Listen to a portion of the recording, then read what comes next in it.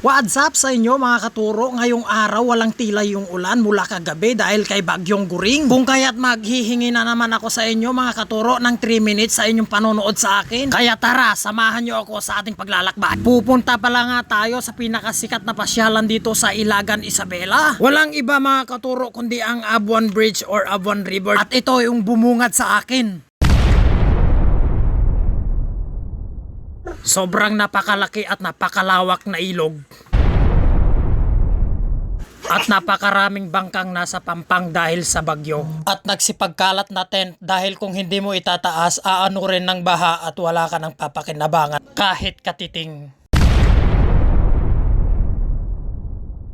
Mga floating tent na dumapa dahil sa lakas ng hangin ni Bagyong Guring. Sa lakas nga mga kaibigan ng agos nitong Abuan River ay mga troso na landslide sa taas ng mga bundok. Mga tent na nakatabi, mga upuan, mga lamesa at kung ano-ano pang bagay na pwede pang pakinabangan at itinabi ng ating mga kababayan. Dahil sobrang sayang kung ito ay maaanod lamang. Dito nga habang binabaybay ko ang Abuan River ay may nakita akong nangingisda. Ito kasi yung kadalasan naming ginagawa kapag malaki ang ilog ay nanguhuli kami ng mga maliliit na isda. Mga nahilo siguro sa laki ng ilog at sa labo nito. Kaya malinis man umadumi ang ilog ng Abuan ay may pakinabang pa rin ito sa amin. Kahit maliliit, kung pinagsama-sama ay marami nang makakakain. Kung kaya't salamat pa rin.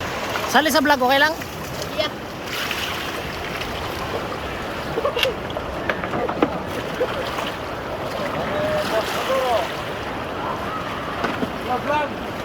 What's up, man? I'm easy to forget.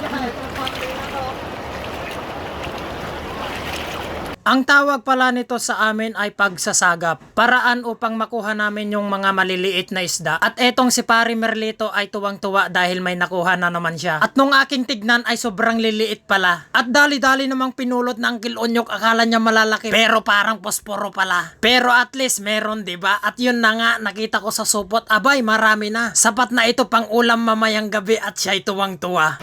Kundi pala mo. Kundi pala mo.